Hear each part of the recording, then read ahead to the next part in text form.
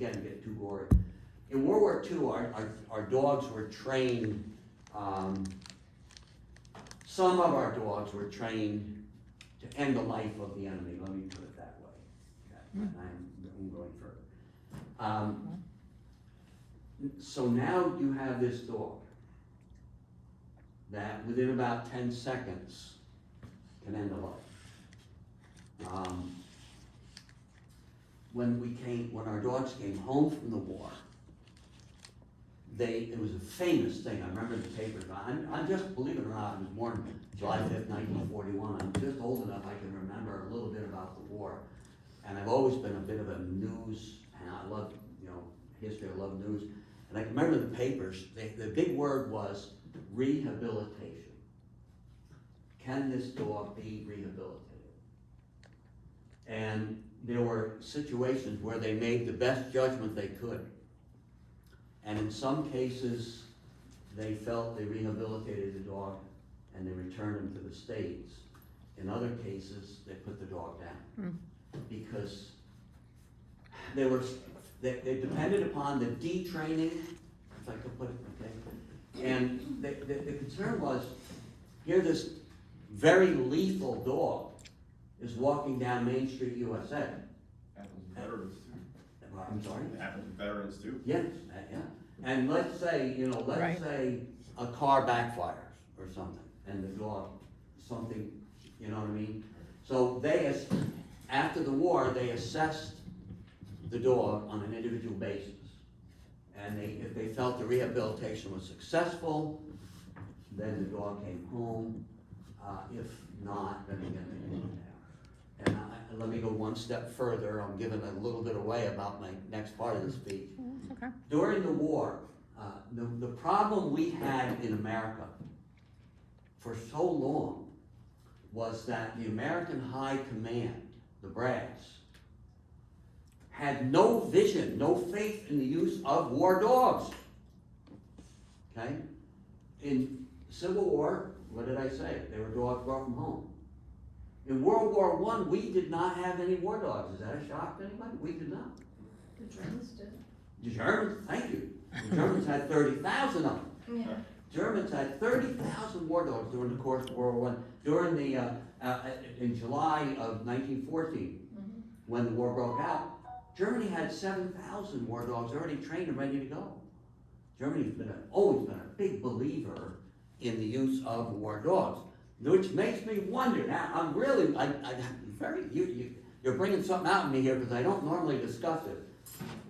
I'm wondering if, because of Germany's interest in war dogs, if that's why the German Shepherd was the primary war dog for years during World War II. He certainly was. The Great Danes, not so much. We didn't do much with Great Danes, but did you know they're not from Denmark, Great Danes. They're from Germany. They were called Deutsche Dogge. D-O-G-G-E, they were German. In World War II, we used two breeds, and mostly no other. German Shepherd was number one. Anybody name the other one? We used very big time in World War II. I love the breed. They scare the heck out of me. They're so beautiful. I love them. Doberman. The Dobies were actually, I'm trying to find the word here. I can't say invented, but they were bred by a man named Karl Doberman in Germany. Karl with a K. And Karl Doberman, just like in America, we developed the Boston Terrier. The Boston Terrier is the only true American breed among major breeds. There's some minor, I think Chesapeake Bay something. I don't even, that's how little I know about that breed. But the Boston Terrier, in 1870 in Boston, very wealthy ladies went to the opera, and the drivers of their car got together, took their dogs, their French bulldogs, their boxers, they took their dogs, brought them into a barn and made them until they produced the Boston Terrier. And the first Boston Terrier's name was Judge. And the Boston Terrier is known as the American Gentleman. And it's the only true major American breed, okay? But in Germany, so you had the Dobies, the German Shepherd. I always wondered, was there some relationship between that and Germany's, I don't want to use the word love of war dogs, but their belief in the effectiveness of war dogs. So thank you for that question. Yep. That's great. I have another one. Sure. Anybody else have questions, by all means. Where do we currently get our war dogs from? Again, they just recruit them, they'll kennel them, they'll have kennels, which can I go back again, I'm giving away more stuff about World War II now. In World War II, when Pearl Harbor was hit, anybody know the date? December 7th, 1941. Yeah.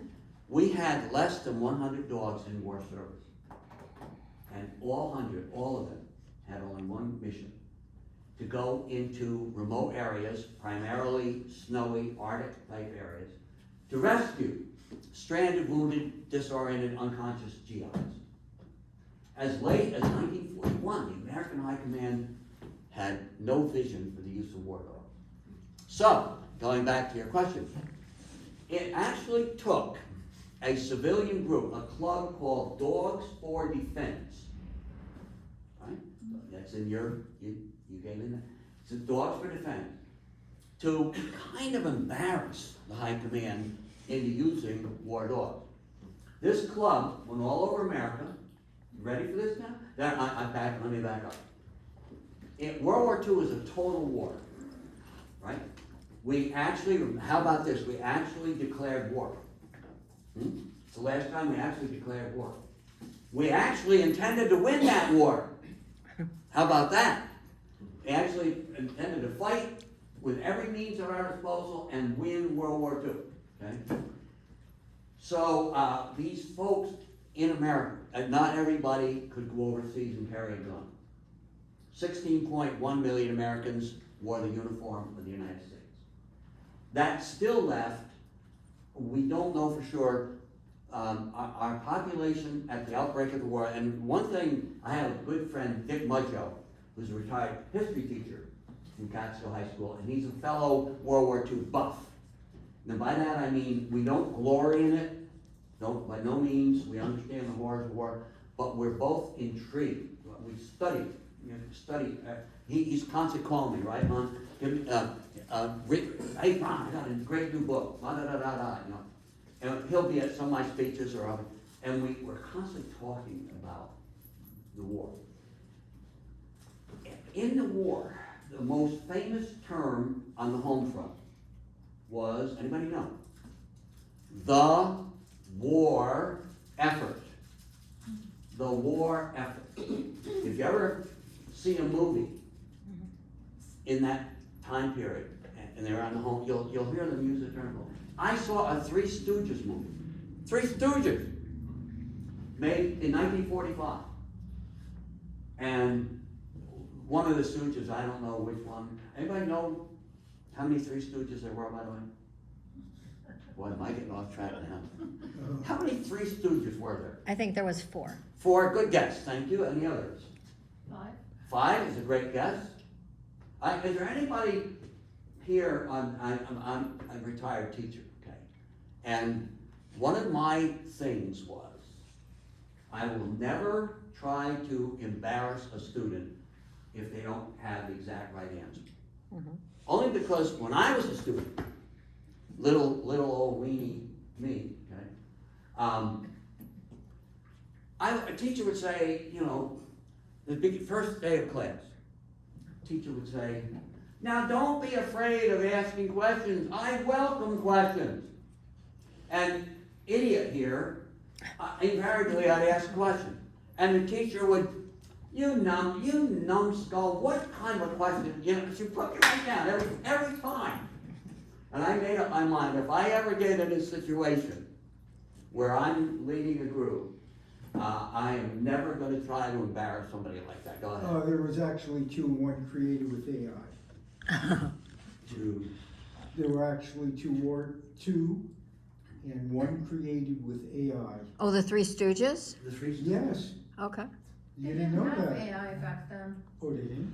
no. I didn't know that. You know, this is interesting because he's got me, I'm not quite sure. So we have 4 and we have 5, any other guesses? There are actually 6, Well, Wow. yeah. Curly, Moe, and Larry. Curly has a stroke. Shemp Howard comes in. Shemp was the brother of the one with the curly, what was the one? He was always slapping everybody. The head one. That was Shemp Howard was his brother. Then when Shemp Howard steps out, there was, what was his name? John or something like that. He comes in for a while. And then they made a few full-length feature movies, believe it or not, in the 50s. Full-length, color, Three Stooges. And there was a guy named Curly Joe Besser. The one that came in, I couldn't remember, Joe Besser. Then he steps out, and Curly Joe. So there was actually 6. And which, don't ask me why, I'm really having mind blocks this morning. Can I go back for a minute? And nobody asked me this. Remember I said the bite force on the German Shepherd is somewhere between 250 to 700 pounds. And then I went on, and I forgot. Anybody wondering why such a difference? Think about it. Why, wait a minute, Ron, why some bite 250 pounds per square, why 7, why? And scientists tell us there are a few reasons, 3 reasons. Number 1, the bite force depends on the age of the dog. Number 2, a little bit, the size of the dog. But number 3, and I bet every veterinarian in America will agree with number 3. The difference in the bite force, ready? I bet everybody in here is gonna agree. The difference in bite force, age, size, temperament. The temperament of the dog depends upon how aggressive that dog is.